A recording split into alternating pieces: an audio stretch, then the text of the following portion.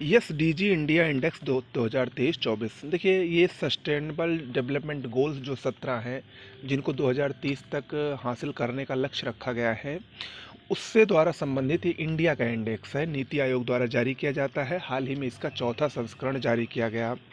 इसमें अगर हम समग्र स्कोर की बात करें तो भारत का समग्र स्कोर 71 है। 2020-21 में 66 था। अगर हम राज्यों की बात करें कि सबसे अच्छा प्रदर्शन इस इंडेक्स में किस राज्य को हुआ है, तो शीर्ष प्रदर्शन में उत्तराखंड और केरल टॉप पर हैं, यानी नंबर 1 पर हैं, और दूसरे नंबर पर तमिलनाडु है। वहीं अगर हम शीर्ष प्रदर्शन में केंद्र शासित प्रदेश की बात करें तो चंडीगढ़ ने प्रथम स्थान प्राप्त किया है। वहीं सबसे खराब प्रदर्शन की बात करें तो सबसे खराब प्रदर्शन बिहार का रहा, फिर झारखंड और फिर नागालैंड का रहा।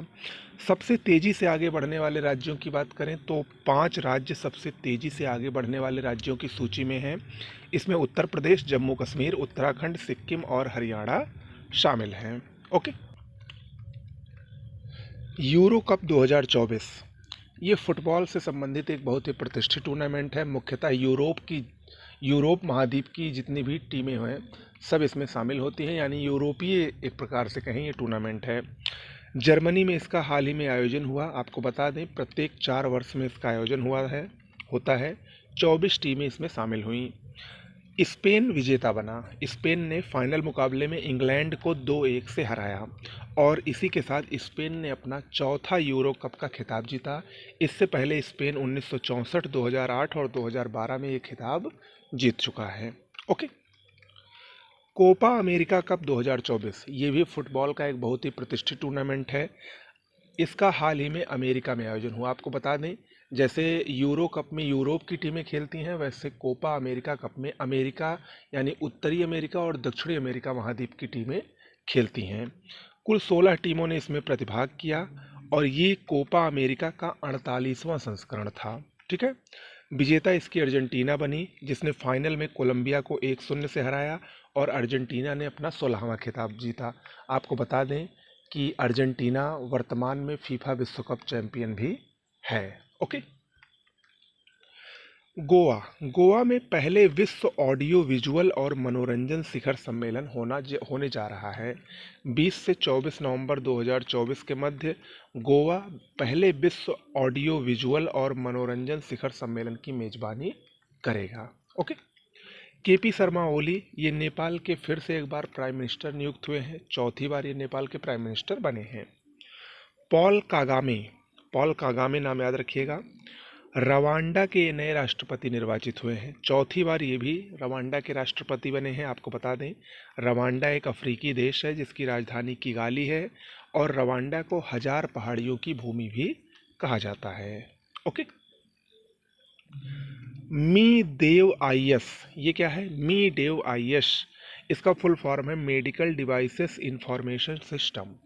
इम्पॉर्टेंट है। ये क्या है? ये WHO द्वारा हाल ही में लॉन्च हुआ, विश्व स्वास्थ्य संगठन द्वारा। क्या करने के लिए? चिकित्सा उपकरणों के बारे में जानकारी प्राप्त करने के लिए इसको लॉन्च किया गया है, जिसका नाम है मी देव आईएस। और इस एप्लीकेशन में 2301 प्रकार के चिकित्सा उपकरणों की जानकारी दी गई है। तो ये नाम याद रखिएगा।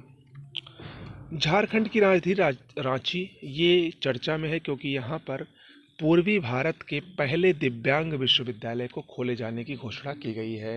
यानी पूर्वी भारत का पहला दिव्यांग विश्वविद्यालय कहाँ पर खुलेगा? तो झारखंड की राजधानी रांची में। लखनऊ में हाल ही में उत्तर प्रदेश मैंगो फेस्टिवल का उद्घाटन किया गया। उत्तर प्रदेश के मुख्यमंत्री योगी आदित्यनाथ जी द्वारा इसका उद्घाटन किया गया और इसमें 2 बातें बहुत महत्वपूर्ण रहीं। पहली बात, 40 टन आम का निर्यात जापान और मलेशिया को किया जाएगा और दूसरी बात, पहली बार 160 वर्षों के इतिहास में पहली बार दशहरी आम का निर्यात अमेरिका को किया जाएगा। तो ये 2 बातें बहुत ही महत्वपूर्ण रही उत्तर प्रदेश मैंगो फेस्टिवल की, जो आपको याद रखनी है। 1933 ये नंबर याद रखिएगा। ये क्या है? ये भारत का पहला राष्ट्रीय toll free anti narcotics helpline है, जिसकी हाल ही में गृह मंत्री द्वारा शुरुआत की गई। ठीक है। इसी के साथ साथ मानस नामक एक ईमेल सेवा की भी शुरुआत की गई। तो दोनों एक साथ हुआ है 1933। और मानस नारकोटिक्स विभाग से संबंधित है, एंटी नारकोटिक्स का राष्ट्रीय टोल फ्री नंबर है, याद रखिएगा 1933, भूलिएगा मत। आंध्र प्रदेश, हाल ही में आंध्र प्रदेश समुदाय प्रबंधित प्राकृतिक खेती पहल ने मानवता के लिए गुलबेंकियन पुरस्कार 2024 जीता है। किसने? आंध्र प्रदेश ने गुलबेंकियन पुरस्कार 2024।